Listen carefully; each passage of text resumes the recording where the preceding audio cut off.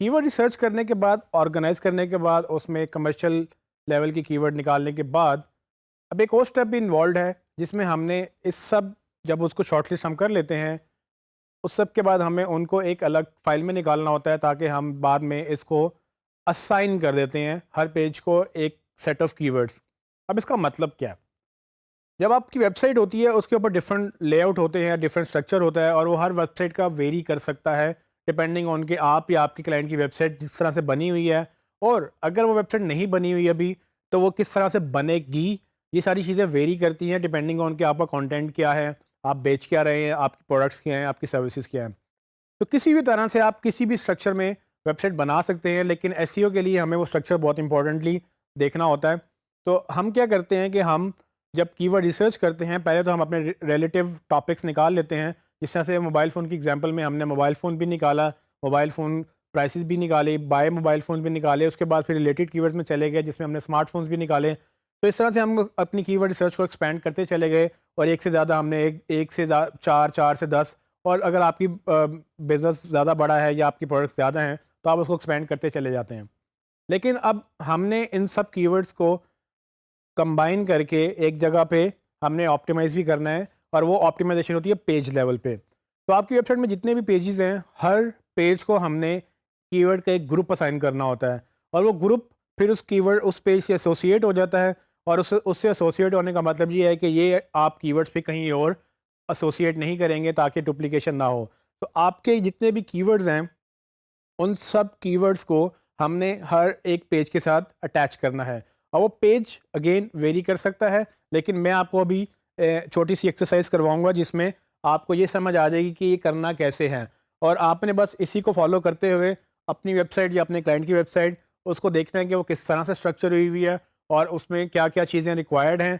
आप उसको जब असाइन कर लेंगे तब आप बाद में उसको एसोसिएट, मतलब एसईओ के लिए आप उसको एसोसिएट कर देंगे उसके साथ। फिर इसका मतलब ये होता है कि जो हम मज़ीद जब इस कोर्स को पढ़ेंगे, हमने जो बाद में ऑन पेज ऑप्टिमाइजेशन और ऑफ पेज ऑप्टिमाइजेशन करनी है, तो ये जो ग्रुप आप एसोसिएट करेंगे उनके साथ, फिर ये ग्रुप के अगेंस्ट ही आप सब कुछ करेंगे। इस ग्रुप से आप हट के कोई और कीवर्ड अटैच नहीं करेंगे, अनलेस कि आपको लगे कि मुझे दोबारा से इसको रीडू करना है या दोबारा से हमें कीवर्ड की नई रिसर्च करनी है।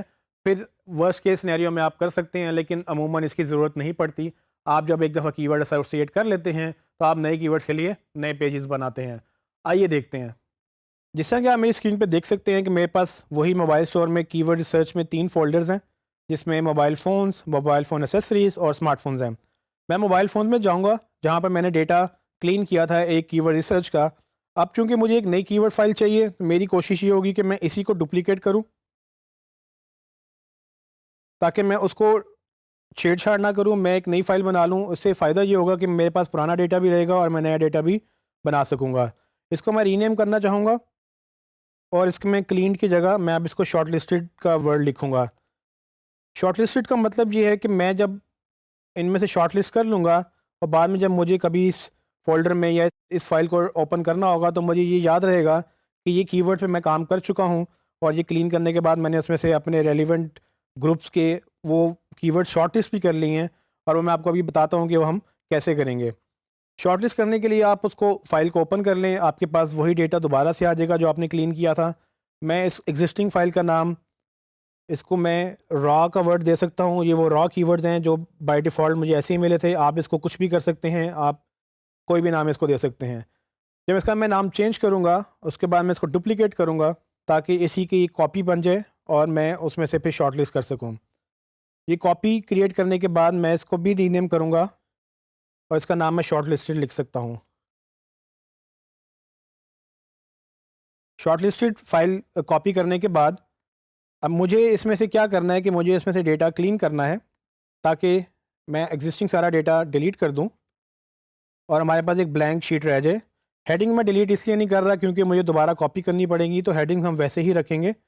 और ये जो फॉर्मेटिंग है इसको क्लियर करने के लिए मैं यहाँ से फॉर्मेट पे जाके क्लियर फॉर्मेटिंग कर दूंगा ताकि जो मैंने कलर कोडिंग की थी ग्रीन, येलो या रेड, वो सब कलर्स ख़त्म हो जाएं। तो अब मेरे पास बिल्कुल ब्लैंक डेटा है। मैं अब क्या करूँगा, मैं रॉ पे जाऊँगा और मैं देखूँगा कि मेरे कौन से वो ग्रीन कीवर्ड्स हैं या वो शॉर्ट लिस्टेड कीवर्ड थे जो मैंने एक पेज को असाइन करने हैं। सो ये मेरा जो पेज है ये मोबाइल फ़ोन्स का पेज है और मैं इसके अगेंस्ट मोबाइल फ़ोन्स के कीवर्ड निकालूंगा।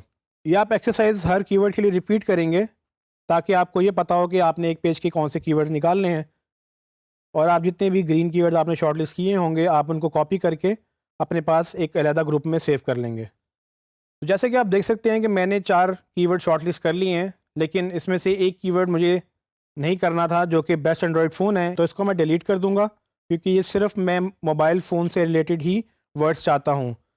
अब मैंने एक पेज के ऊपर 3 कीवर्ड शॉर्टलिस्ट किए हैं, तो आप किसी भी पेज पे 3-4 कम से कम या मैक्सिमम 10 से 12 कीवर्ड्स कर सकते हैं। आपको उससे ज़्यादा नहीं करने होते। अगर आपको ज़्यादा कीवर्ड्स लगें कि आपके ज़्यादा कीवर्ड्स रेलिवेंट हैं, तो आप उनको मज़ीद पेजेस में डिवाइड करके 5-6 कीवर्ड्स एक पेज पे आप डिवाइड कर सकते हैं ताकि आपको ओवर कीवर्ड्स की जो है वो पॉपुलेशन ना हो उसमें। गूगल इसको गलत समझता है और इसमें हम मज़ीद बात करेंगे, इसको कीवर्ड डेंसिटी भी बोलते हैं। तो हमें बस कीवर्ड लिमिटेड रखने होते हैं ताकि गूगल को पता हो कि कौन से कीवर्ड पे कौन सा पेज रैंक करना है। तो इस तरह से मैं एक ग्रुप बनाकर सिर्फ और सिर्फ इसी ग्रुप के अगेंस्ट एक पेज को असाइन करूँगा। अगर मुझे कोई और पेज क्रिएट करना है, मैं उसकी कीवर्ड सर्च करके उसको क्लीन करके उसके अगेंस्ट भी मैं ग्रुप ऐसे निकाल लूँगा और फिर मुझे ये पता होगा कि ये वो ग्रुप्स हैं जो मैंने किसी और पेज पे यूज़ नहीं करने। इस लेसन में मैंने क्लीन किए हुए कीवर्ड्स को शॉर्टलिस्ट किया डिफरेंट ग्रुप में। अब तक हम जो कर रहे थे वो कीवर्ड्स को शॉर्टलिस्ट कर रहे थे सिर्फ उसकी रेलिवेंस की बुनियाद पर और उसकी कमर्शियलिटी की बुनियाद पर, लेकिन हमें जब वो कीवर्ड रिसर्च में से टारगेटेड कीवर्ड्स को सेपरेट भी करना होता है ताकि बार बार आपको या आपके क्लाइंट को या जिसको भी इस एसईओ पे काम करना है उसको वहाँ से रिसर्च से जाके वो डेटा फिल्टर आउट ना करना पड़े। आप अलग से पेजेस का डेटा निकाल कर उनको दे देते हैं या अपने पास रख लेते हैं। इससे आपको एग्जैक्ट अंदाज़ा हो जाता है, जब भी आपको याद रहेगा वापस आने का, कि कौन से पेज के लिए कौन से कीवर्ड्स आपने असाइन किए थे और हमेशा से आपने वही असाइन करके उन्हीं के अगेंस्ट इसको ऑप्टिमाइज़ करना है, उन्हीं के अगेंस्ट इस पे लिंक्स बिल्ड करने हैं और उन्हीं को इसी पे असाइन रखना है।